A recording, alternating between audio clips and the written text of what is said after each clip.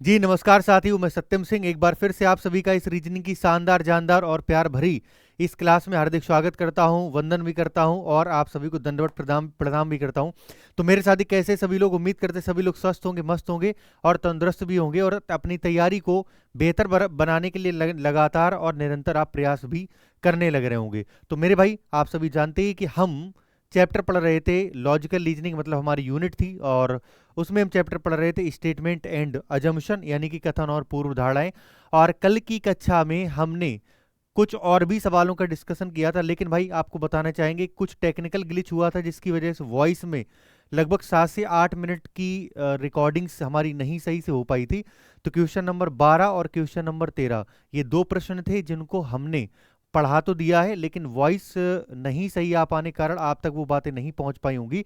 तो हम आज की क्लास का शुभारंभ क्वेश्चन नंबर 12 और 13 से करेंगे, मतलब पहले हम 12 बताएंगे, 13 और 14 से कल की क्लास में सवाल हैं वो आपने यहाँ पर देख लिए होंगे। ठीक है भाई, चलो क्वेश्चन नंबर 12 की अगर हम बात करें, हमने बता दिया था क्या 12? हाँ जी भाई। तो 12 नंबर सवाल 13 14 से है वहां पे। तो 12 नंबर क्वेश्चन हम यहाँ पर दिखाते हैं, ठीक है। एक बार आप देखो, क्वेश्चन नंबर 12 की तरफ आप पढ़िएगा और इस सवाल का जो है आंसर आप एक बारी यहाँ पर सभी लोग बताएंगे क्या होगा। सवाल में कहा गया है कि पहाड़ी इलाकों की यात्रा के लिए रेल किराए में दी जाने वाली छूट रद्द कर दी गई है, क्योंकि जिन लोगों के पास वहां छुट्टियां बिताने का विकल्प है ना, उन्हें उसकी आवश्यकता नहीं है। सवाल को आपने पढ़ लिया होगा। सवाल में साफ साफ एक ही बात बोली गई है, क्या भैया, कि पहाड़ी इलाकों में यात्रा करने के लिए रेल किराए में दी जाने वाली छूट, मतलब जो रेल में जो किराया होता है उसमें दी जाने वाली छूट है ना, उसको रद्द कर दिया गया। क्यों? क्योंकि जिन लोगों के पास वहां छुट्टियां बिताने का विकल्प है उन्हें इसकी आवश्यकता जो है वो पूरी तरीके से नहीं है। ये बात हमें बताई गई है। अब यहाँ पर क्या अवधारणाएं हो सकती हैं, क्या हमारी मान्यताएं हो सकती हैं, हम एक बार यहाँ पर देखेंगे। पहला यहाँ पर लिखा हुआ है, रेलवे को केवल जरूरतमंद व्यक्तियों को ही रियायत देनी चाहिए। यानी कि रेलवे जो है ना, वो केवल जिनको नीड है उनको ही यहाँ पर रियायत देनी चाहिए, ऐसा बिल्कुल भी नहीं है ना। क्योंकि कोई भी अगर रूल बनता है वो सभी के लिए समान कानून होता है। आर्टिकल 16 में आपने देखा होगा, सेकंड, रेलवे को लोगों को अपनी छुट्टियां पहाड़ी इलाकों में बिताने के लिए प्रोत्साहित नहीं करना चाहिए। ये तो डायरेक्ट हमने स्टेटमेंट का विरोध कर दिया है। यहाँ पर एक तरफ से तो हम ये बात बोल रहे हैं कि रेलवे प्राधिकरण को क्या करना चाहिए कि छुट्टियां वहां पर बिताने के लिए वहां पर जाना चाहिए, और हम कह रहे हैं उनको हतोत्साहित करना चाहिए, यानी कि डीमोटिवेट करना चाहिए। तो ये बात गलत है। तो ऑप्शन डी में जहां पर लिखेगा neither first nor second implicit, तो वही इस सवाल का जो है करेक्ट मेरे भाई क्या बनेगा, आंसर बनेगा, यानी कि सही उत्तर बनेगा। Is it clear to everyone? है भाई? ये HW इस पे क्यों लिखा है? HW क्यों लिखा है भाई? पता नहीं, मुझे याद नहीं आ रहा क्यों लिखा है। बाकी देखो क्वेश्चन नंबर 13, क्योंकि कल की कक्षा में रह गया था तो हम इसको बताएंगे और फिर हम आगे से बढ़ेंगे तेजी। तो क्वेश्चन नंबर 13 बोला गया है कि सरकार ने स्कूल फीस की राशि को माता पिता की आय के साथ जोड़कर स्कूल फीस के ढांचे का कायापलट करने का निर्णय लिया है। यानी भाई इसको सरकार ने क्या किया है, स्कूल फीस की राशि का, है ना, माता पिता की इनकम के साथ जोड़ा है और उसको जो है चेंजमेंट करने का एक छोटा सा प्रयास किया है। मतलब हालांकि ऐसा होता नहीं है, लेकिन मेरे हिसाब से ये अगर हो जाए तो बहुत ही बढ़िया रहे। कैसे? आप सभी जानते हैं कि सभी लोगों का, मतलब आपके जो पेरेंट्स हैं, आपके माता पिता हैं, या आप में से अगर किसी की शादी हो गई तो उनका एक इनकम सर्टिफिकेट बनता है। यानी कि आप पर मंथ में और एनुअली कितना कमाते हैं वो वहाँ पर दिखाया जाता है। एनुअल इनकम के आधार पर ही चीज़ें आपको जो है छूट मिलती है। जैसे आपने देखा होगा, अगर आपकी एनुअल इनकम ज़्यादा है, 6 लाख 7 लाख है, तो फिर आपको जो राशन कार्ड वाली व्यवस्था होती है वो देखने को नहीं मिलती। राशन कार्ड का मतलब आप समझ रहे होंगे, लाइक दैट आपने देखा होगा कि जैसे पहले मतलब गांव में मिट्टी का तेल मिलता था और चीनी मिलती थी, वो बहुत सारी चीज़ें होती थी, तो वो उनसे आपको वंचित किया जाता था। पहले के टाइम पे कार्ड होते थे, जैसे लाल कार्ड बना है आपका, तो ज़्यादाएँ आपको जो है सुविधाएं मिलती थी। लाल कार्ड, फिर एक पीला कार्ड होता था, एक सफ़ेद कार्ड होता था। पीले कार्ड वाले केवल वही मिलता था आपका जो है मिट्टी का तेल ही मिलता था। बाकी लाल को सबसे ज़्यादा फायदा मिलता था, फिर उसके बाद सफ़ेद, फिर पीला कार्ड होता था। अगर आपने देखा होगा तो बता रहे हैं। तो वैसे ही कुछ यहाँ पर कर दिया जाए कि यानी कि आपने देखा होगा कि बहुत सारे ऐसे भी हमारा वर्ग है जो मतलब बहुत ब्रिलियंट लड़के हैं, लेकिन उनके पास में आय के साधन नहीं है, उनके पेरेंट्स के पास में बहुत बेहतर, तो वो बढ़िया स्कूल में नहीं पढ़ा पाते हैं, मतलब एक गवर्नमेंट स्कूल में, प्राइमरी स्कूल में पढ़ाते हैं, तो उनकी बेहतर एजुकेशन है जो मिल नहीं पाती है। उसके पीछे वजह एक ही है कि उनके पेरेंट्स के पास में वो मतलब अफोर्ड नहीं कर पाते हैं, उतनी फीस नहीं सबमिट कर पाते हैं। लेकिन आप ये समझिए कि अगर ऐसा नियम आ जाए कि माता पिता की इनकम के आधार पर स्कूल तय करेगा कि फीस हमें कितनी लेनी चाहिए। जैसे मान लीजिए एक छोटा सा एग्जाम्पल, अगर किसी की annually income 2 lakh per year है ना, 2 लाख पर एनुअल है, अगर 2 लाख रुपए उनकी जो है सालाना इनकम है, तो सिचुएशन में क्या होता है, उस सिचुएशन में होता ये है कि मान लीजिए कि किसी सामान्यता जो है 2,000 पर मंथ में फीस है, तो उनकी जो फीस ली जाए बच्चों की 1,200 रुपये पर मंथ में ले ली जाए। किसी की 4 लाख पर एनुअल इनकम है, तो उनकी फीस थोड़ा सा 1,400 1,450 रुपये ले ली जाए। और जिसकी इन एनुअल इनकम 8 लाख रुपए है, तो फीस उसकी उनकी और भी ज़्यादा ली जाए। तो हमारे कहने का मतलब ये है कि जो इनकम सर्टिफिकेट होता है उसके आधार पर अगर फीस का डिसाइड अगर हमारे विद्यालय लोग करें या गवर्नमेंट ऐसा कोई नियम बना दे, है ना, प्राइवेट और सरकारी दोनों के लिए, तो फिर बहुत ही बेटर रहे। मतलब यहाँ पर गरीब से गरीब बच्चा भी उन स्कूलों को अफोर्ड कर सकता है जो वो नहीं कर पा रहा था। क्या मेरी बात समझ पाए? तो ऐसा ही बोला गया है कि सरकार ने स्कूल फीस की राशि को माता पिता की आय के साथ जोड़कर, यानी कि जो बच्चों की फीस है वो इनकम सर्टिफिकेट के आधार पर अब जो है यहाँ पर मतलब फीस ली जाएगी। पहला अजम्पशन क्या है?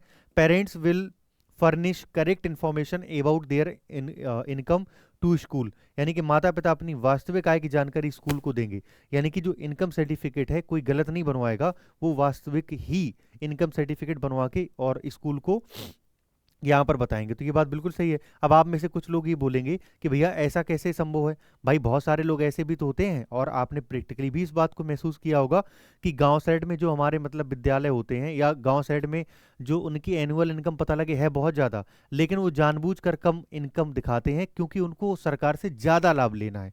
ठीक है भाई, तो ऐसा होता है। अब प्रैक्टिकली क्या होता है उससे हमें नहीं मतलब है, हमें मतलब है किससे? स्टेटमेंट से। और स्टेटमेंट में ये बात बोली गई है कि अगर हम ऐसा करें, है ना, स्टेटमेंट में कहा गया सरकार ने अगर स्कूल की फीस के साथ में अगर हम काया पलट करें तो पेरेंट्स जो है इस बात को मानेंगे। तो हमें स्टेटमेंट का ऑलवेज क्या करना होता है? फेवर करना होता है। तो पहला आपका अजम्पशन का पार्ट बनेगा। सेकंड बताया गया है पेरेंट्स विल एग्री टू पे the fee after the overhauling of the fee structure, माता पिता ढांचे के काया पलट के बाद फीस को अदा करने के लिए राजी होंगे। बात बिल्कुल सही है। अब आपको भैया कोई नहीं भी तो राजी हो सकता है, कोई ऐसा भी तो वर्ग हो सकता है जो अमीर होगा और उसकी एनुअल इनकम ज़्यादा होगी, वो कहेगा कि भैया अगर किसी बच्चे की फीस 1,000 रुपए है तो हम 2,000 रुपये फीस क्यों दें?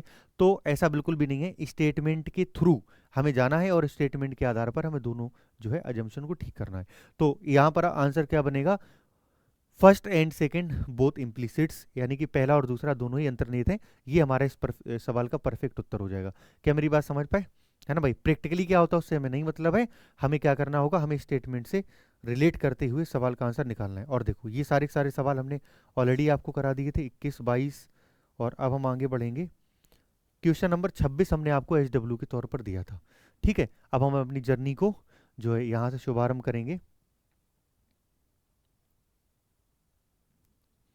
हाँ जी भाई, हालांकि मैं चाह तो ये रहा था, मतलब सोचा तो यही था कि अ, वो जो वीडियो आपका छोटा सा पार्ट जो कट गया था, मैंने ये भी सोचा था कि उसको उतना अलग से रिकॉर्ड करके और फिर मैं ऐड कर दूं। फिर हमने कहा हटाओ, फिर अगली क्लास में तो हमें पढ़ानी है तो उसमें बता देंगे। चलो, तो यहाँ पर क्या बताया गया? हंसो तो सारा संसार तुम्हें तुम्हारे साथ हंसेगा। मतलब कितनी बढ़िया बात बताई गई है। Laugh and the whole world laughs with you. हंसो तो सारा संसार तुम्हारे साथ हंसेगा।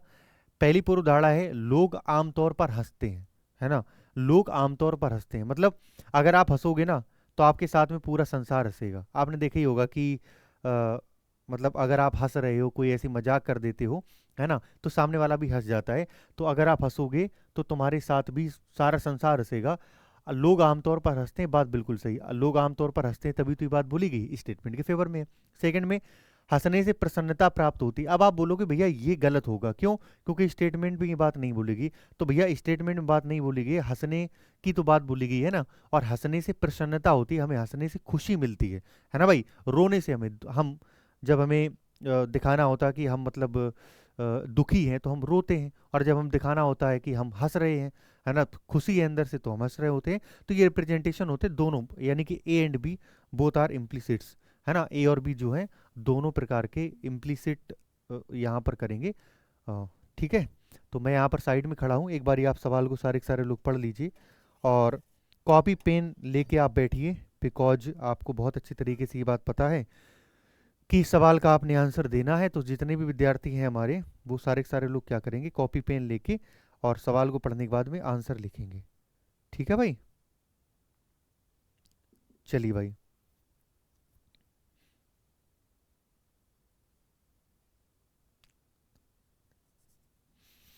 हाँ जी भाई, सवाल में बताया गया कि जीवन के पहले 4 या 5 वर्षों में प्रोत्साहन की कमी के प्रतिकूल परिणाम हो सकते हैं।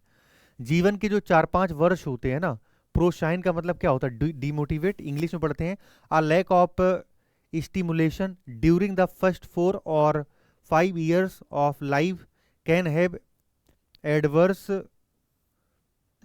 कंसिक्वेंस, है ना। जीवन के पहले 4 या 5 वर्ष में प्रोत्साहन की कमी के प्रतिकूल, अनुकूल, प्रतिकूल मतलब ओपोजिट होता है, परिणाम हो सकते हैं। तो पहला क्या है, बुद्धि के विकास का एक बड़ा हिस्सा जीवन के शुरुआती वर्षों में घटित होता है। यानी कि जब आपकी बुद्धि का विकास हो रहा होता है तो वहां पर शुरुआती वर्षों में, है ना, शुरुआती वर्षों में बहुत ज्यादा इंपॉर्टेंस 4 से 5 साल होते वो निभाते हैं।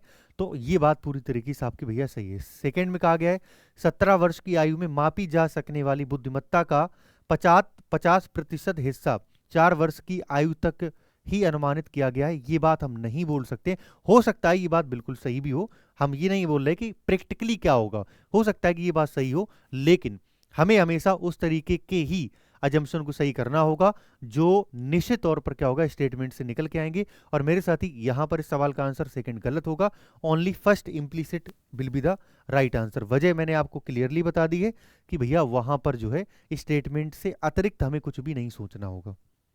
Is it clear? आप बोलेंगे जी भैया जी हम पूरी तरीके से क्लियर हैं, तो कोई दिक्कत की बात नहीं है। सवाल नंबर 28 आपकी स्क्रीन पर फ्लैश हो रहा है, सारे के सारे विद्यार्थी सवाल को पढ़िए और कॉपी पर अपने सवाल का आंसर लिखिए, और बाद में कितने विद्यार्थियों के कितने सवाल के आंसर ठीक हुए हैं वो आप कमेंट बॉक्स के थ्रू जरूर आप करिएगा। अगला सवाल हमारे सामने है स्टेटमेंट में, और इसको पढ़िए और आंसर यहाँ पर दीजिए। हाँ जी भाई, तो आई होप आपने सवाल का को पढ़ लिया होगा और आंसर भी लिख लिया होगा। देखो, if you are intelligent we are the right people of improving your performance and advertisement of a coaching centre. एक कोचिंग सेंटर का विज्ञापन है, कोचिंग संस्थान का एक विज्ञापन है। यदि आप बुद्धिमान हैं, यू आर इंटेलिजेंट, यदि आप बुद्धिमान हैं तो आपके निष्पादन में सुधार लाने के लिए हम ही सही लोग हैं। एक कोचिंग क्लासेस ने विज्ञापन दिया कि अगर आप बुद्धिमान हैं, अगर आप बुद्धिमान हैं तो फिर भैया हम आपकी परफॉर्मेंस को बेटर करने के लिए सबसे बेहतर साबित हो सकते, आप हमारी जो है कोचिंग इंस्टीट्यूट में अंदर आइए। तो पहला पहला का है brilliant students prefer to join the coaching. कुशाग्र बुद्धि वाले विद्यार्थी कोचिंग क्लासों में भर्ती होना अधिक पसंद करते हैं। मेरी बात बहुत ध्यान से समझना, आपके मन में जरूर एक थॉट आ सकता है और वो ये कि भैया अगर वो पहले से ही कोई व्यक्ति इंटेलिजेंट है तो उसे कोचिंग क्लासेस लेने की आवश्यकता ही क्या पड़ेगी। तो मेरे भाई यहां पर स्टेटमेंट में इंटेलिजेंट की बात की गई है, तो हम भी यहां पर इंटेलिजेंट की बात करेंगे। तो आपके सामने यहां पर जो अजम्पशन सही होगा वो पहला होगा, यानी कि कुशाग्र बुद्धि वाले विद्यार्थी कोचिंग क्लासेस में भर्ती होना पसंद करते हैं। अगर आपको लग रहा होगा, थोड़ा सा भी अगर आपको लग रहा है ना भैया ये गलत नहीं मतलब गलत होना चाहिए, देखो मैं एक काम करता हूं, इस बुद्धिमान की जगह पर आप यहां पर एक काम करो, यहां पर मूर्ख लिख लो, है ना, या गधा लिख लो यहां पर आप कहोगे सर जी क्या ही बता रहे हो, आप गधा लिख लो यहां पर। अब आप पढ़ो, सवाल को पढ़ो, यहां पर क्या लिखा है, यदि आप गधा हैं, है ना, तो आपके निष्पादन में सुधार लाने के लिए हम ही सही लोग हैं। क्या कोई भी कोचिंग इंस्टीट्यूट के अंदर जाना चाहेगा? जैसे ही आप कोचिंग इंस्टीट्यूट के अंदर पहुंच गए मतलब आपने अपने आप का परिचय दे दिया कि हम हैं गधे, है ना भैया, हम ही हैं गधे। तो ऐसा आप परिचय क्या देना चाहोगे? मान लीजिए रिसेप्शन पे कोई बढ़िया सी सुंदर सी लड़की बैठी है और आप लड़के हो, है ना, और क्या आप फिर जाना चाहोगे वहां पर? वो मन ही मन में हंस भी रही होगी, देखो गधा आ गया, है ना, कोचिंग क्लासेस में एडमिशन लेने के लिए।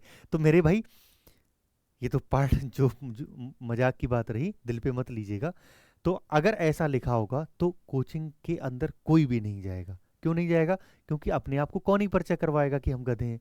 तो मेरे भाई यहाँ पर क्या हो जाएगा, यहाँ पर सवाल का आंसर जो है पहला सही होगा, क्योंकि इंटेलिजेंट की बात स्टेटमेंट में कही गई है, और इंटेलिजेंट की ही बात हमें कहाँ पर देखने को मिल रही है, अजम्पशन में देखने को मिल रही है, इसलिए आपका ही सही होगा। ठीक है। सेकंड में कहा गया कोचिंग क्लासें विद्यार्थियों की उसका निष्पादन सुधारने में मदद करती हैं। जो कोचिंग क्लासेस होती हैं बच्चे की परफॉर्मेंस को बेटर करने में क्या करती हैं, हेल्प करती हैं। तो भाई साहब सेकंड भी आपका कैसा हो जाएगा, सेकंड आपका सही होगा। क्या हमारी बात समझ पाए? आप बोलेंगे जी भैया हम आपकी बात समझ गए हैं। कोचिंग क्लासेस के माध्यम से क्या होता है कि आपकी परफॉर्मेंस बेटर होती है, आपकी परफॉर्मेंस अच्छी होती है, और वही बात हमें यहाँ पर देखने को मिलेगी। ठीक है भाई। तो first and second both are the implicits. पहले और दूसरे जो हैं दोनों इम्प्लीसिट हैं, अंतर्निहित है। सवाल नंबर 29 की तरफ बढ़िए। व्हाट इज द सही उत्तर ऑफ क्वेश्चन नंबर 29? सही उत्तर क्या बनेगा 29 का, फटाफट से मुझे बताओ।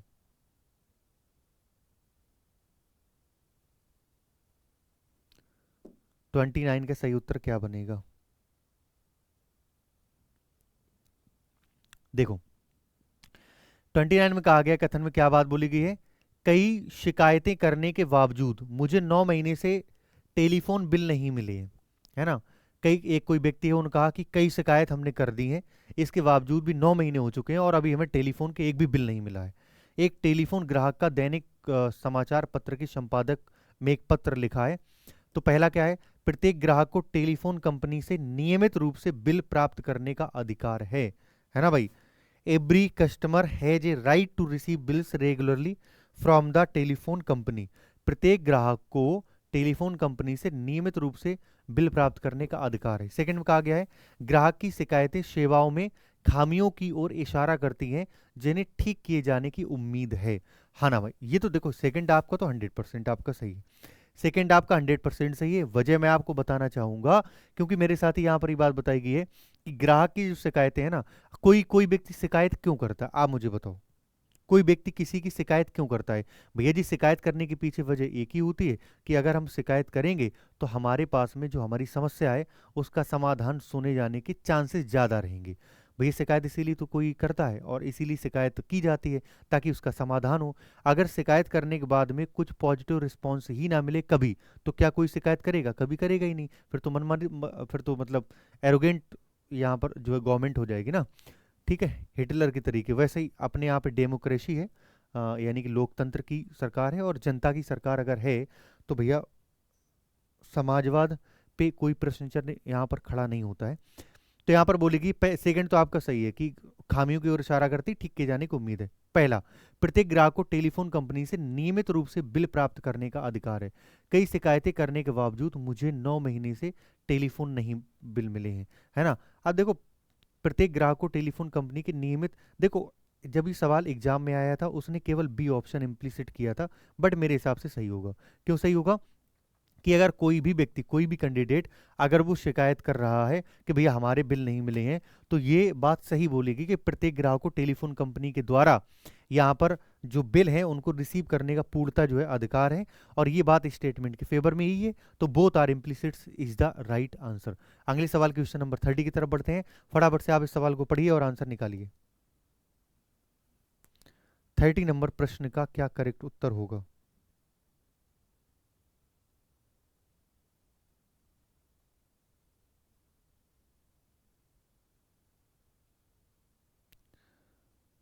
व्हाट इज द सही उत्तर ऑफ क्वेश्चन नंबर 30?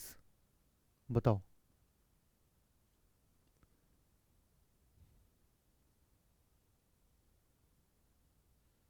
हाँ जी भाई। तो आई होप आपने सवाल को पढ़ लिया होगा। सवाल में कहा गया है, क्या कहा गया है, अपने कार्यालय में समय की पाबंदी सुनिश्चित करने के लिए हमें अपने कर्मचारियों को परिवहन भत्ता प्रदान करना होगा, एक कंपनी के प्रभारी ने कार्मिक प्रबंधन को बताया है। सवाल समझ गए होंगे। एक कार्यालय में समय की पाबंदी सुनिश्चित करने के लिए एक टाइम का बाउंडेशन किया गया है कि आप इतने समय से इतने समय तक ऑफिस में आएंगे, वो पाबंदी सुनिश्चित करने के लिए हमें अपने कर्मचारियों को परिवहन भत्ता, मतलब जो हमारे कर्मचारी हैं उनको परिवहन भत्ता देना पड़ेगा कि भैया आप जो, अगर मान लीजिए कोई दूर से आता है, ठीक है, कोई दूर दराज से आता है, तो आप उसको ट्रांसपोर्टिज्म का आप खर्चा आप देंगे, अगर हमें समय सीमा को सुनिश्चित करना है तो। पहला क्या है मान्यता है, पहले में क्या है, परिवहन भत्ता समय की पाबंदी लाने में सहायक नहीं होगा। क्यों नहीं होगा भाई, सहायक होगा तभी तो ये बात कही गई है। हम एक तरफ तो बोल रहे हैं कि परिवहन भत्ता हम दें लोगों को ताकि वो टाइम पर आए और टाइम पीरियड हम बढ़ा पाएं, और यहाँ पर हम इसकी नेगेटिव बात बोल रहे हैं, यानी कि स्टेटमेंट अगर कोई भी बात ऑपोजिट होगी तो डेफिनेटली वो कोर्स मतलब अजम्पशन का पार्ट नहीं बनेगा। सेकंड, अनुशासन और पुरस्कार हमेशा साथ साथ चलने चाहिए। भैया अनुशासन और पुरस्कार की बात तो बोली नहीं गई है स्टेटमेंट में, क्या अनुशासन डिसिप्लिन की बात कही गई है, क्या पुरस्कार अवार्ड की बात की गई, नहीं की गई है, तो हम उनकी बारे में नहीं डिस्कस कर सकते हैं जिनके बारे में स्टेटमेंट में जिक्र ही ना किया हो। यानी कि ये आपकी पहला आपका अजम्पशन गलत किस बिया पर हुआ, क्योंकि ये स्टेटमेंट का विरोध कर रहा था, और दूसरा आपका अजम्पशन गलत क्यों हुआ, क्योंकि ये इलॉजिकल बात बोली गई है। और ये दोनों ही तरीके के हमारे अजम्पशन गलत होते, बाकी सब कुछ सही होता है। क्लियर है भैया? हाँ जी भाई। तो आई होप यहाँ तक बात क्लियर आप समझ गए होंगे। सवाल नंबर 31 की तरफ बढ़ते हैं, और मेरे साथी 31 नंबर का आंसर क्या होगा फटाफट से जो है सारे के सारे विद्यार्थी यहाँ पर बताएंगे। मुझे पता है, भरोसा है कि इस प्रश्न में आप गलती कर सकते हो, और मैं चाहूंगा कि आप इस तरह की गलती से बचें, है ना। आप एक बार इस सवाल को पढ़ के आंसर कॉपी पे लिखिए, और इसके बाद में हम बेहतर एक्सप्लेनेशन कोशिश करेंगे कि हमारे द्वारा दिया जाए इस प्रश्न में। ठीक है भाई, चलिए। तो यहाँ पर बताया गया है, क्या बात बताई गई है कि अन्य कई देशों की तुलना में, हमने बताया भैया अन्य कई देशों की तुलना में भारत में स्वास्थ्य पर प्रति व्यय बहुत कम है। इंडिया में क्या है ना, स्वास्थ्य पर प्रति व्यय बहुत कम है, इसलिए विश्व स्वास्थ्य संगठन कौन होता है, WHO जो है ना, भारत में विविध स्वास्थ्य कार्यक्रमों को अपनी सहायता दुगनी करने का निर्णय लिया है। यानी कि WHO ने, देखो और भी हमारी जितनी भी कंट्री हैं उनकी अपेक्षा भारत में जो है प्रति व्यक्ति व्यय जो है ना हेल्थ के मामले में बहुत कम है। ठीक है, तो हमने क्या किया है, हमने किया ये है, WHO ने कहा है, WHO ने ये कहा है कि हम आपकी जो है सहायता दोगुनी करेंगे। अजम्पशन पहला क्या है, द इनहेंस्ड, ये तो है ना, हाँ, the enhanced assistance may substantially increase the per capita expenditure on health in India and bring it on par with other countries. बढ़ी हुई सहायता से भारत में प्रति व्यक्ति स्वास्थ्य व्यय में पर्याप्त वृद्धि होगी और यह अन्य देशों के समतुल्य हो जाएगा। भैया ये गलत होगा, मैं आपको बताना चाहूंगा क्यों। गलत होने के पीछे ये है कि जब भी तुलना शब्द का इस्तेमाल किया जाए, ठीक है भाई, जब भी तुलना शब्द का इस्तेमाल किया जाए हमेशा वो गलत होगा। जैसे अभी मैं स्टेटमेंट एंड आर्गुमेंट आपको चैप्टर पढ़ाऊंगा, कंपेरिजन आपका जो है गलत होता है, ऑलवेज गलत होता है। नेगेटिव इम्पैक्ट डालता है कंपेरिजन, तुलना, अपनी तुलना किसी और से, अपने देश की तुलना किसी और देश से हम नहीं कर सकते हैं। हाँ, हम ये बात बोल सकते हैं कि बढ़ी हुई सहायता से भारत में प्रति व्यक्ति स्वास्थ्य व्यय में पर्याप्त वृद्धि होगी। इतनी बात अगर बोली जाती तो अजम्पशन आपका सही था, लेकिन गलत क्यों हुआ, क्योंकि उसने आगे एक बात बोल दी है, और यह अन्य देशों के समतुल्य हो जाएगा। भैया हमें क्या पता कि अन्य देशों के समतुल्य हो जाएगा, तो आपका पहला आपका गलत है। सेकंड कहा गया है the government funding is less than adequate to provide provide basic medical facility in India. भारत में आधारभूत चिकित्सा सुविधा उपलब्ध कराने के लिए सरकारी निधिकरण अपर्याप्त है। ये बात बिल्कुल सही है। अगर WHO से हमें हेल्प लेनी पड़ रही है, मान लीजिए एक छोटा सा एग्जाम्पल, अगर हमें किसी दोस्त से पैसा उधार लेना पड़ रहा है, इसका मतलब क्लियर सा है कि हमारे पास में पैसा नहीं है। या हो सकता है कि आपके पास में पैसा हो, आपने एक ऐसा कोई काम किया है जिसमें अत्यधिक पैसा की आवश्यकता है, फिर आपने उधार मांगा है, तो एटलीस्ट उतना तो नहीं है ना जितनी आपको नीड थी। तो मेरे भाई यहाँ पर सेकंड जो है आपका अजम्पशन बनेगा, ओनली सेकंड इम्प्लीसिट। ठीक है भाई, ओनली सेकंड इम्प्लीसिट आपका आंसर बनेगा। सवाल नंबर 32 को पढ़िए और आंसर लिखिए। What is the correct Uttar of सवाल नंबर 32?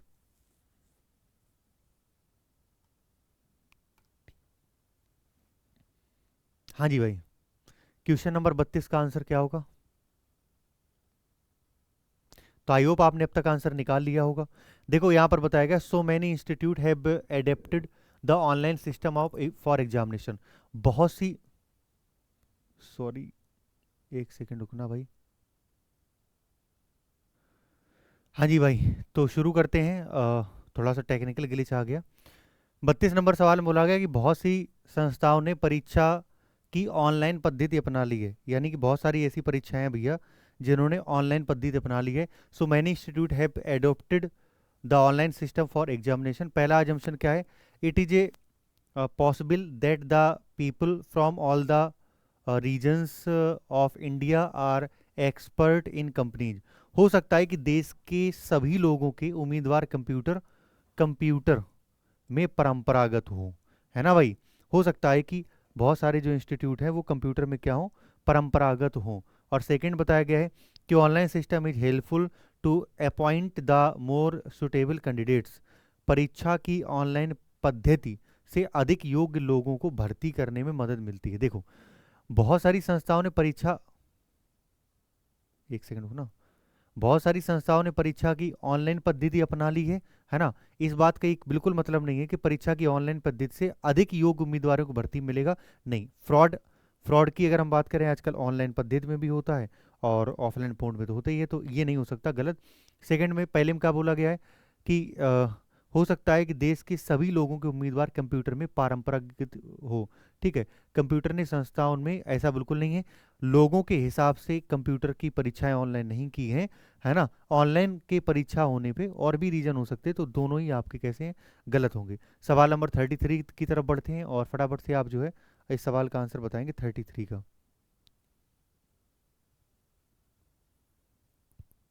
निकालो। बच्चे को लगभग 5 वर्ष की आयु में स्कूल में दाखिला दिलाना उचित है ना। बच्चे को लगभग 5 वर्ष की आयु में स्कूल में दाखिला दिलाना उचित है। बताओ, इसके बाद अजम्पशन पढ़ो और आंसर निकालो। हाँ भाई, तो उस उम्र के बच्चा विकास के उचित स्तर पर पहुंच जाता है और सीखने के लिए तैयार हो जाता है। एक बात मुझे बताओ, अगर बच्चे को लगभग 5 वर्ष की आयु में स्कूल में दाखिला दिलाना अगर मैंडेटरी उचित है, तो क्यों? क्योंकि उस उम्र के बच्चे का विकास उचित स्तर पर पहुंच जाता है और सीखने के लिए तैयार हो जाए, तभी तो कक्षा 5 से हम एडमिशन लेते हैं। नहीं तो हम कक्षा 2 वाले को नहीं। हालांकि एक अलग बात है, अभी मतलब 3 वर्ष का कोई बच्चा होता है वो भी विद्यालय स्कूल में भेजा जाने लगता है। आजकल तो एजुकेशन बहुत जल्दी चल रही है, आपने देखा होगा।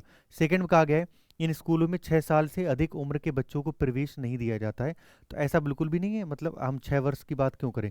हमें ये बताया गया कि 5 साल तक के जो हमारे बच्चे हैं उनको क्या है, उनको स्कूल में दाखिला दिलाना उचित है। तो इसका मतलब ये नहीं कि 6 साल से अधिक, 6 साल की तो बात ही नहीं की गई। तो ओनली फर्स्ट इम्प्लिसिट सवाल का करेक्ट आंसर जो है बनेगा। 34 नंबर सवाल की तरफ बढ़िए।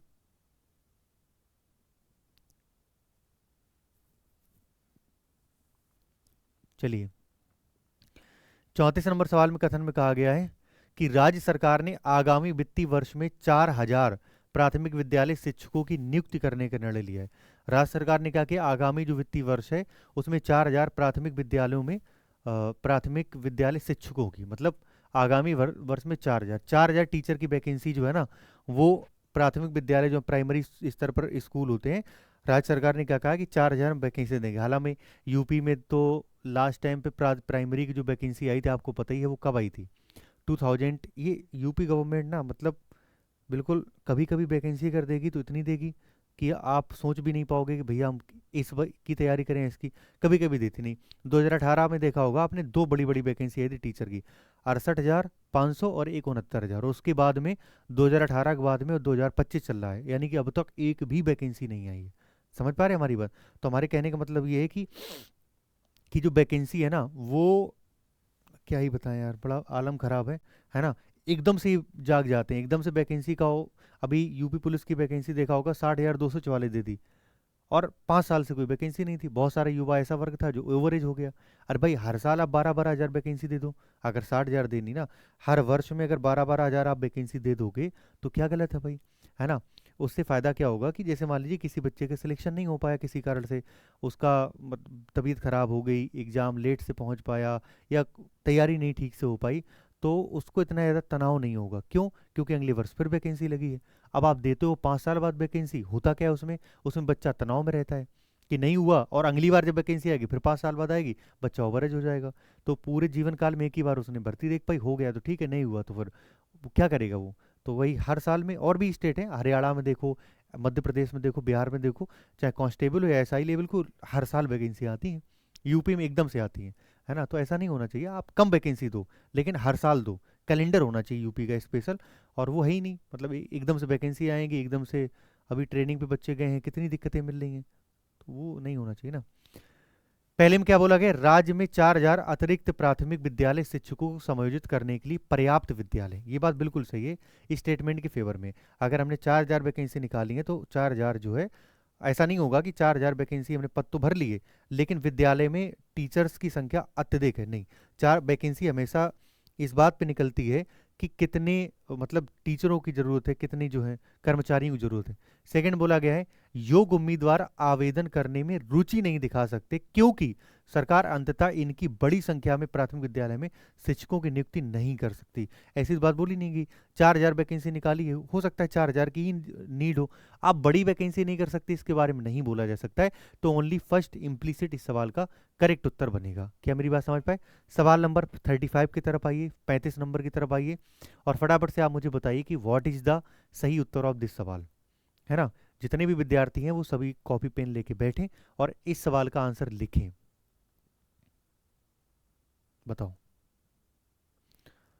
चलिए, तो आयोग पढ़ लिया होगा। द पेरेंट टीचर एसोसिएशन, जिसको शॉर्टकट में पीटीए बोला गया है, of A school has informed the principal that they will not send their children to the school unless the school authority or reduce the fees with immediate effect। क्या बात बताएगी है? एक स्कूल के पेरेंट टीचर एसोसिएशन पीटीए ने प्रधानाचार्य को सूचित किया है कि यदि स्कूल प्राधिकरण तत्काल फीस नहीं घटाता है तो अपने बच्चों को स्कूल नहीं भेजेंगे। क्या मेरी बात समझ पाए? अगर फीस को नहीं घटाया गया, है ना, फीस क्या हुआ है कि प्रिंसिपल ने बच्चों की फीस बढ़ा दी है, और पीटीए यानी कि बहुत सारे पेरेंट्स ने आपस में मीटिंग की है कि अगर स्कूल नहीं जो है, स्कूल अगर नहीं फीस घटाता है तो अपने बच्चों को हम वहाँ पर विद्यालय में भेजेगी नहीं। तो एजम्पशन क्या होगा? पहला, majority of the parents may agree with the PTA and may not send their words to the school. अधिकांश माता पिता पेरेंट टीचर एसोसिएशन से सहमत होंगे और अपने बच्चों को स्कूल नहीं भेजेंगे। भैया बात बिल्कुल सही है। हमने अगर योजना बनाई है कि भैया हम जो है, हम ये डिसीजन ले रहे हैं कि जो भी विद्यालय में फीस बढ़ी हुई है ना, हम उनके साथ कॉम्प्रो नहीं करेंगे, और सारे लोग यही चाहते हैं कि भैया हम अपने बच्चों को वहाँ पर ना भेजें। तो पीटी की जो मीटिंग हुई है सभी लोग एक्टिव होंगे, मतलब एग्री होंगे, ये बात सही है। सेकंड बोला गया है, the school authority may accede to the demand of the PTA and reduce the fees. School अधिकरण पेरेंट टीचर एसोसिएशन पीटीए की मांग स्वीकार कर फीस घटाएगा, है ना भाई? तो आप मुझे बताओ क्या होगा, है क्या होगा? अभी देखा होगा जब यूपी पुलिस कांस्टेबल की वैकेंसी आई थी तो बहुत लंबे समय के बाद आई, 2018-19 के, 18 ही बोलेंगे, 19 में तो खैर वो जाते थे चले गया था। तो 2018 के बाद जब वैकेंसी आई, 2023 लास्ट 24 ही मान लो, तो सिचुएशन में क्या हुआ? तो सिचुएशन में ये हुआ था कि बहुत सारा युवा ओवर एज हो गया था, तो हमने ज्ञापन दिए थे सभी जगह पे, और उस आयु छूट की कि 3 साल की हमें छूट मिल जाए। यूपीएसआई में देखा होगा, इस बार भी मिली भी है। तो भाई वहां पर क्या हो जाएगा, स्कूल अधिग्रहण पेरेंट टीचर एसोसिएशन की, तो अगर हमने ये बात रखी है कि आयु सीमा में 3 वर्ष की आप छूट दो, तो ये पॉजिटिव ही बात तो हमने सोच के रखी होगी। आप बोलेंगे जी भैया, तो ये कैसा हो जाएगा आपका? सही होगा, है ना, कि स्कूल अधिग्रहण पेरेंट टीचर एसोसिएशन की बात मांगेंगे और मानकर क्या करेंगे, मांग स्वीकार कर फीस घटाएंगे। तो हम हमेशा पॉजिटिव थिंकिंग रखते हैं, है ना भाई? हो सकता है उसका परिणाम नेगेटिव पड़े, लेकिन हाँ, पॉजिटिव थिंकिंग हमें इस चैप्टर में दिखानी होगी। सवाल नंबर 36 की तरफ आइए, और सही उत्तर क्या होगा फटाफट से आप मुझे बताइए। कॉपी पे लिखा करो मेरे साथी, ताकि आप एनालिसिस कर पाओ बाद में कि कितने हमारे सही हो रहे हैं, है ना भाई? चलिए, तो आई होप आपने सवाल को पढ़ ही लिया होगा। सवाल में बोला गया कथन में क्या, आपको 1 वर्ष की परिवीक्षा अवधि के लिए प्रोग्रामर के रूप में नियुक्त किया जाता है और इस अवधि के अंत में आपके प्रदर्शन की समीक्षा करने करके नियुक्ति की पुष्टि की जाती। एक नियुक्त पत्र में एक पंक्ति लिखी है, ठीक है ना? You are appointed as a programmer of the pro pro पढ़ो नहीं, क्या लिखा है भाई? प्रोबेशनरी, और इसके बाद period of 1 year and you appointed appoint will be the confirmed after a review of your performance at the end of this period. A line from the appointment letter. ऐसा होता है ना, जैसे मैं यहाँ पे पढ़ा रहा हूँ तो कोई ये ना समझना कि भैया आप इंग्लिश पढ़ नहीं पा रहे।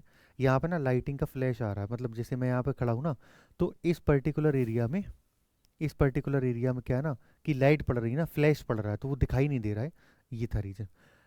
तो पहली मान्यता क्या होगा, नियुक्ति का प्रस्ताव देते समय आमतौर पर किसी व्यक्ति के प्रदर्शन के बारे में जानकारी नहीं होती है ना भाई। जब आप नियुक्ति का प्रस्ताव किसी को देते हैं तो आमतौर पर क्या होता है कि जनता को नहीं पता होता। बात बिल्कुल सही है। सेकंड में सामान्यतः परीक्षा अवधि के दौरान व्यक्ति अपनी योग्यता साबित करने का प्रयास करता है। बिल्कुल बात सही है, ऐसी बात स्टेटमेंट में बोली गई है। तो बोथ आर इम्प्लीसिट्स, यानी कि 36 का जो करेक्ट आंसर आएगा वो दोनों दोनों हमारे क्या होंगी, सही होंगी। बात क्लियर, आप बोलेंगे जी भैया। 37 नंबर की तरफ बढ़ते हैं।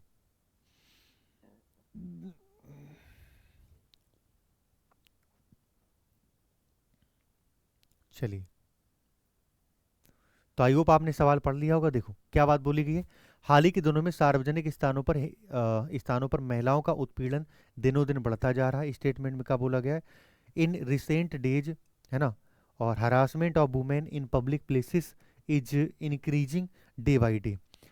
तो यहाँ पर क्या बताया गया, पहला एजम्पशन है मीडिया तक आसान पहुंच जैसे इंटरनेट के परिणाम स्वरूप युवाओं के दिमाग में गलत विचार पैदा करता है। ये बात बिल्कुल सही है भाई, कि आजकल जो महिलाओं के साथ में उत्पीड़न के मामले बढ़ रहे हैं उसके पीछे सबसे बड़ा जो रिस्पॉन्सिबल है, जिम्मेदार है, वो मैं सोशल मीडिया को कहूँगा। पहले के टाइम पर फ़ोन नहीं होते थे तो लोग गलत दृश्य नहीं देखते, तो होता क्या है ना कि सारा खेल विचार का होता है। आप अगर गलत चीज़ को देखोगे आपके अंदर विचार आएगा गलत, और अगर आपके अंदर विचार गलत आएगा तो आप उसको कृत्य में तब्दील करने का एक प्रयास करोगे और वो अपराध में तब्दील हो जाएगा, है ना भाई। तो वो सोशल मीडिया के दौर में, सोशल मीडिया के टाइम पर ऐसा होना स्वाभाविक है, ऐसा होता है। और ऐसा अगर होता है तो वहाँ पर होने की क्या बात चाहिए कि भैया अ, हमें अवॉइड करना चाहिए, है ना, इन चीज़ों को। सेकंड बोला गया है कि स्कूल और कॉलेज के स्तर में नैतिक शिक्षा ठीक से नहीं दी जाती है। Moral education is not being properly imparted at the school and college levels.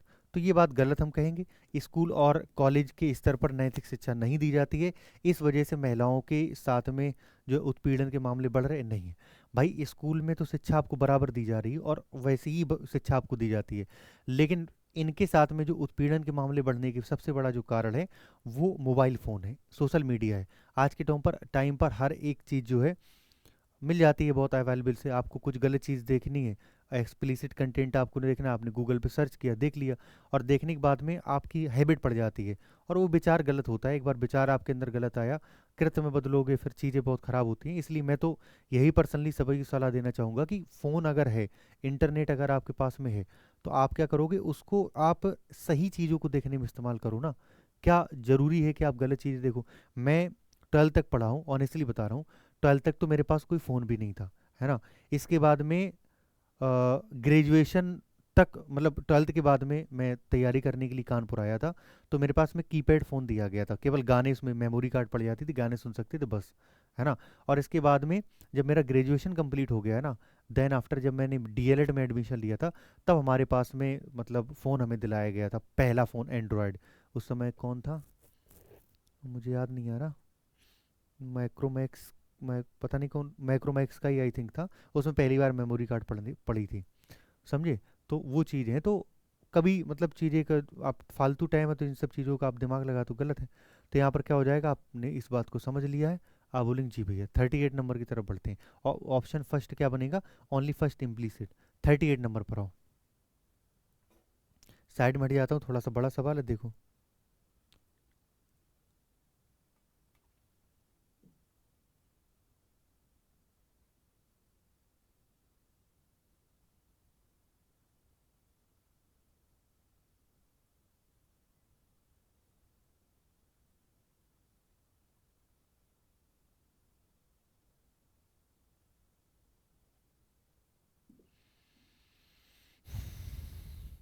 I hope आपने पढ़ लिया होगा। देखो भाई, स्थानीय विश्वविद्यालय व तकनीक शिक्षा विभाग द्वारा मान्यता प्राप्त ना हो ऐसे प्रबंधन, है ना भाई, पाठ्यक्रमों के लिए शहर के बहुत से प्रबंधन संस्थाओं ने बड़ी संख्या में विद्यार्थी भर्ती किए हैं। भैया सवाल को पढ़ लो एक बार फिर से। स्थानीय विश्वविद्यालय व तकनीकी शिक्षा विभाग द्वारा मान्यता प्राप्त ना हो, है ना, अगर मान्यता प्राप्त ना की जाए तो ऐसे प्रबंधन पाठ्यक्रमों के लिए शहर के बहुत से प्रबंधन संस्थाओं ने क्या की, बड़ी संख्या में विद्यार्थी भर्ती किए हैं। पहली कार्रवाई क्या है? पहली कार्रवाई, विश्वविद्यालय और तकनीकी शिक्षा विभाग द्वारा तत्काल इन प्रबंधन संस्थाओं की मान्यता वापस ले लेनी चाहिए, है ना। The university and the technical education board should immediately cancel the approval of the these management institute. Second बोला गया है कि इन सभी प्रबंधन संस्थाओं को ऐसी सभी विद्यार्थियों को फीस वापस लौटाने और उन्हें केवल मान्यता प्राप्त पाठ्यक्रमों में भर्ती होने की सलाह दी जानी चाहिए। अच्छा जी। थर्ड में बोला गया है ऐसे सभी विद्यार्थियों को अन्य संस्थाओं में मान्यता प्राप्त सलाह देनी चाहिए। अन्य संस्थाओं में, देखो ये तो गलत हो जाएगा, हम बात अपनी कर रहे हैं, हम ये नहीं बोल सकते आप दूसरे में चले जाओ, ठीक है। थर्ड तो आपका, सेकंड पे आओ। इन सभी प्रबंधन संस्थानों को ऐसे सभी विद्यालयों को फीस वापस लौटाने, ऐसे सभी विद्यार्थियों को फीस लौटाने उन्हें मान्यता प्राप्त भर्ती होने की सलाह दी जानी चाहिए। स्थानीय विश्वविद्यालय व तकनीकी शिक्षा विभाग द्वारा मान्यता प्राप्त ना हो, मतलब ना होने की बात कर रही, प्रबंधन पाठ्यक्रमों के लिए शहर के बहुत से प्रबंधन संस्थाओं ने बड़ी भर्ती की है। गलत होगा ये भी।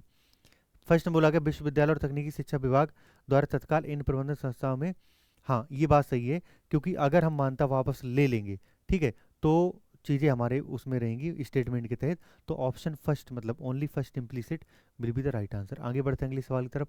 क्वेश्चन नंबर 39 आपके सामने है। फटाफट से यहाँ पर क्या करेंगे, आप आंसर निकालेंगे। कुछ सवाल तो बच्चों आपके मन में सरदर्द, मतलब आपके दिमाग में और दिल में सरदर्द पैदा करते होंगे, हम इस बात को समझते हैं, लेकिन उनको एक से दो बार तीन बार जो है प्रैक्टिस करने की रिक्वायरमेंट होती है, ये भी आप ध्यान रखेंगे। 39 में क्या बोला गया है? इस, क्या बोला गया, अब देखो, इस पेय को, है ना, या तो ऐसे ही पिया जा सकता है या इसमें बर्फ मिलाकर पिया जा सकता है, कोई पेय पदार्थ है। उन्होंने कहा या तो आप इसको ऐसे ही पी लो या तो उसमें बर्फ डाल के पी लो। तो पहला क्या है, पहला अजम्पशन क्या है? लोगों को पसंद अलग अलग होती है, बात बिल्कुल सही है भाई, ये बात बिल्कुल सही है। क्योंकि जब बात बात बोलेगी कुछ, ये कोई पेय पदार्थ है मान लो, ठीक है, मान लीजिए पानी है, उन्होंने कहा कि जिनको नॉर्मल पानी पीना हो ऐसे ही पी लो, और जिनको ठंडा पानी पीना हो तो बर्फ डाल के आप पी लो। तो यहाँ पर दो अलग अलग कैटेगरी के व्यक्ति हुए, क्योंकि किसी को नॉर्मल पानी पीना पसंद है और किसी को क्या पसंद है, बोलो भाई, किसी को पसंद है जो है बर्फ वाला पानी। तो लोगों की पसंद अलग अलग होती, बात सही है। सेकंड बोला गया है कुछ लोग इस पेय की, है ना, पेय की ओर आकर्षित होंगे क्योंकि इसे सीधे ही पिया जा सकता है, बात बिल्कुल सही है। क्योंकि कुछ लोग तो पॉजिटिव देखेंगे ना कि भैया इसको ऐसे ही हम पी सकते हैं विदाउट बर्फ डाले भी, तो इसलिए क्या हो जाएगा, सही है। विस्की मान लो, नॉर्मल पानी अगर मान रहे हो, विस्की ले लो, है ना। विस्की में कुछ लोग विस्की लेते होंगे बर्फ डाल के, कुछ ऐसे ही लेते होंगे, लेकिन लेना नहीं चाहिए। आप अच्छे विद्यार्थी हैं और मुझे पूरा भरोसा है कि आप जो है ऐसा काम नहीं करोगे। सवाल नंबर 40 की तरफ बढ़ते हैं और इस सवाल का करेक्ट उत्तर क्या है आप बताएंगे। बच्चों आज की लास्ट क्लास है, मतलब अजम्पशन की। कल से हम एक नया चैप्टर शुरू करेंगे, या तो कंक्लूजन या फिर स्टेटमेंट एंड आर्गुमेंट देख लेंगे, कोई एक नया चैप्टर हम शुरू करेंगे, ठीक है। चलिए भाई,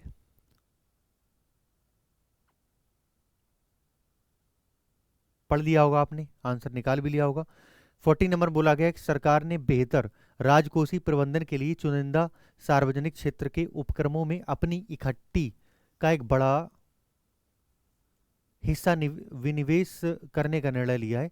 सरकार ने बेहतर राजकोषीय प्रबंधन के लिए क्या किया है, चुनिंदा कोई सार्वजनिक क्षेत्र है, प्राइवेट क्षेत्र है, वहां पर उपक्रमों में अपनी इकट्ठी, मतलब उन्होंने शेयर जो है लगाने का निर्णय लिया है। पहला क्या है, विनिवेश प्रक्रिया से प्राप्त होने वाली राशि बढ़ते राजकोषीय घाटे की काफी हद तक कम हो जाएगी, बात बिल्कुल सही है, फेवर में है। सेकंड में कहा गया इन उपक्रमों के शेयर की बाजार में पर्याप्त मांग होगी, बात बिल्कुल सही है। अगर कोई भी व्यक्ति किसी भी चीज में, जैसे मान लीजिए आप हैं, आप कोई अगर बिजनेस करते हैं, ठीक है, और अगर आप कोई बिजनेस कर रहे हैं तो आप यही सोच के तो करोगे कि ज़्यादा से ज़्यादा जो है हमें फ़ायदा होगा और लोगों तक बहुत आसानी से ये प्रोडक्ट हमारा बिक पाएगा। तो वही तो बात यहाँ पर है कि मांग ज़्यादा होगी तभी तो सरकार यहाँ पर शेयर लगा रही। सरकार मूर्ख थोड़ी है जो शेयर लगाएगी, ठीक है भाई। 41 नंबर की तरफ बढ़ते हैं, फटाफट से इस सवाल का जो है करेक्ट उत्तर यानी कि आंसर आप देंगे।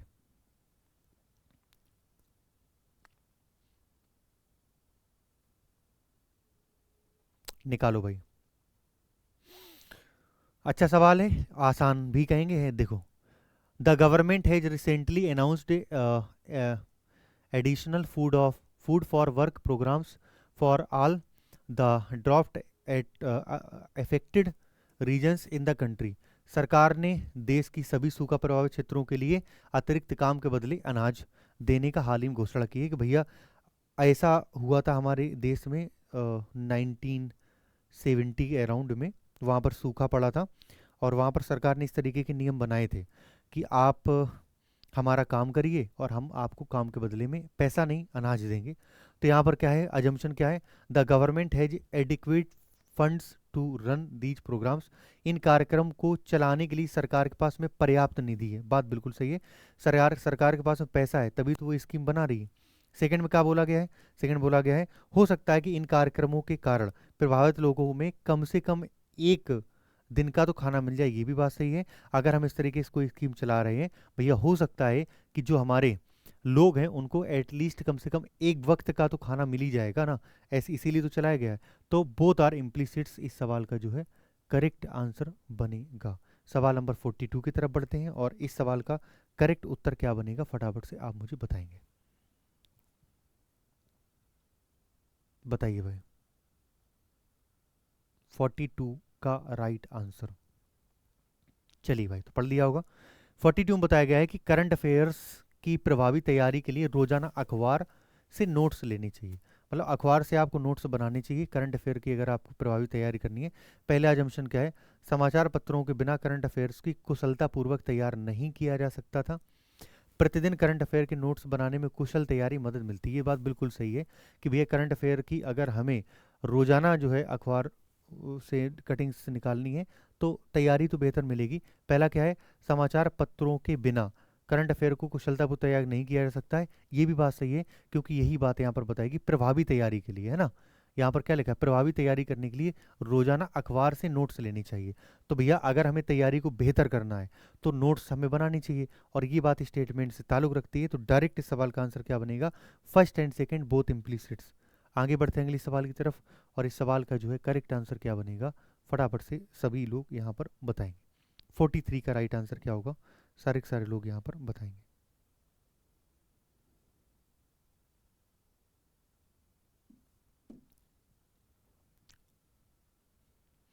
चलिए भाई, तो आई होप आपने पढ़ लिया होगा। सवाल में कहा गया सार्वजनिक स्थानों पर धूम्रपान करना कानूनन अपराध है। जो हमारे पब्लिक प्लेस होते हैं वहां पर अगर आप स्मोकिंग करने अपराध है। पहला अजम्पशन क्या बताया गया है, धूम्रपान करने वाले व्यक्ति के स्वास्थ्य के लिए धूम्रपान हानिकारक है ना। धूम्रपान करने वाले व्यक्ति के स्वास्थ्य के लिए, बात बिल्कुल सही है तभी तो मना किया गया है। सार्वजनिक स्थानों पर धूम्रपान दूसरों के स्वास्थ्य के लिए हानिकारक हो सकती है, बात बिल्कुल सही है ना। कि अगर आप मान लीजिए स्मोकिंग कर रहे हैं पब्लिक प्लेस पर तो वहां पर बहुत सारे लोग होंगे तो उनकी हेल्थ भी डिफेक्ट हो सकती है, इसीलिए तो वहां पर मना किया गया है। तो बोथ आर इम्प्लिसिट्स इस सवाल का जो है करेक्ट आंसर बनेगा। बताइए भाई। 44 नंबर अच्छा सवाल है, एक बार आंसर आप निकालिए। व्हाट इज द सही उत्तर ऑफ क्वेश्चन नंबर 44। आज हमने कायदे से सवालों को खींचा है भाई। क्लास थोड़ी सी लंबी हो रही है क्योंकि लास्ट है तो हमने कहा कि पढ़ाई देते हैं। बताओ भाई 44 नंबर का आंसर। हाँ जी भाई, तो यहाँ पर देखो क्या बताया गया है, the politicians become rich due the public votes. राजनीतिक लोगों के मतों से धनवान बन जाते हैं। राजनीतिक जो लोग हैं ना वो मत से धनवान बन जाते हैं। पहला जम्पशन क्या है, the people vote to make the politicians rich. रोज राजनीतिज्ञों का धनवान बनाने के लिए मत देते हैं, बात बिल्कुल सही है तभी तो धनवान है। सेकंड में क्या बात बोली गई है, राजनीतिक अपने गुणों से धनवान बन जाते हैं, है ना भाई। तो गुण की बात तो नहीं बोली गई यहाँ पर, बात तो मत की बोली कि मतों से धनवान बनते हैं, तो गुण से यहाँ पर बात ही नहीं बोली गई है। तो यहाँ पर ओनली फर्स्ट इम्प्लिसिट इस सवाल का जो है करेक्ट आंसर बनेगा, करेक्ट आंसर बनेगा। और ये बच्चों आज की कक्षा का लास्ट सवाल है, सभी लोग इस सवाल का आंसर निकालेंगे फिर हम क्लास को बाइंड अप करेंगे।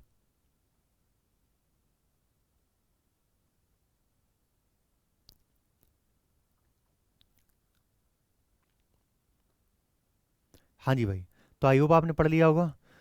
सरकार ने रेल दुर्घटना में मारे गए लोगों के परिवार वालों को 1 लाख रुपए तक का मुआवजा देने का फैसला लिया है। पहला जम्पशन क्या है, सरकार के पास मुआवजे के कारण होने वाले खर्चों को पूरा करने के लिए पर्याप्त धन है, बात बिल्कुल सही है। अगर 1-1 लाख रुपए सर मान लीजिए कहीं पर रेल ट्रेन का एक्सीडेंट हो गया, वहाँ पर बहुत सारे लोग जो हैं इससे डेथ हो गई है, तो सरकार के पास मुआवजे के कारण होने वाले खर्चों का पूरा करने के लिए पर्याप्त धन है, तभी तो सरकार देगी। सेकंड बोला गया है निकट भविष्य में रेल दुर्घटनाओं में घटनाओं में कमी आ सकती है। ऐसा नहीं है, अगर आप सरकार मुआवजा दे देगी तो मुआवजा देने से और रेल दुर्घटनाएं नहीं होगी, इस बात का कोई आपस में ताल्लुक नहीं, कनेक्शन नहीं है। तो ओनली फर्स्ट इम्प्लिसिट इस सवाल का जो है करेक्ट आंसर यानी कि सही उत्तर बनेगा। क्या हमारी बात समझ पाए हमारे सारे के सारे बच्चे? क्या ये बात समझ पाए? आप बोलेंगे जी भैया हम बात समझ गए हैं। चलिए जी, तो आज की क्लास में हमने इस चैप्टर को फिनिश कर दिया है और अच्छे खासे सवालों को हमने प्रैक्टिस की है। हमने 3 लेक्चर लगाए हैं। एक एक क्लास को अगर आपने ईमानदारी से देखा होगा तो 100% बोल रहा हूँ कि एग्जाम में आप गलती नहीं करेंगे। ठीक है भाई, जैसी ही क्लास हमारी खत्म हो जाएगी हम क्या करेंगे, अपने टेलीग्राम चैनल पर हम पीडीएफ डालेंगे, आप सर्च करिएगा रीजनिंग बाय सत्यम सिंह और यहाँ पर हम पीडीएफ डाल देंगे और इसके बाद में जो है आपको ये पीडीएफ मिल जाएगी। दूसरी बात, हमारे फेसबुक यूट्यूब पर आप वीडियो देख रहे हैं, व्हाट्सअप फेसबुक और ट्विटर पर भी आप हमसे जुड़ सकते हैं रीजनिंग बाय सत्यम सिंह को ऐड करके। बाकी आप मेरा व्हाट्सअप नंबर साइड पर लिखा हुआ है, यहाँ पर भी आप कनेक्ट हो सकते हैं और किसी का कोई डाउट है तो आप लगातार जो है पूछ भी सकते हैं। ठीक है भाई, तो उम्मीद करते हैं आपको बहुत मजा आया होगा, हमारे पढ़ाए हुए कॉन्सेप्ट क्लियर हो रहे होंगे। और एक काम किया करो, सारे के सारे बच्चे जितने भी लोग यहाँ पर वीडियो देखते हैं, वीडियो को ज़्यादातर शेयर किया करो, क्योंकि आपकी शेयरिंग, आपकी ज़्यादा वॉचिंग ही हमें मोटिवेट करती है असली तौर पर। इसलिए जितनी ज़्यादा व्यू होंगे, जितनी ज़्यादा बच्चों की संख्या में प्यार हमारा बटेगा, उतनी ही डेडिकेशन मेहनत के साथ में पढ़ाऊंगा, है ना भाई। तो ज़्यादा से ज़्यादा लोगों को शेयर किया करो और मिलते हैं अगले चैप्टर में नई एनर्जी के साथ में। और तब तक के लिए अपना ख्याल रखिए, तैयारी करते रहिए, एक दिन जरूर आप सफल होंगे। Bye bye, take care, love you all, जय हिंद, जय भारत।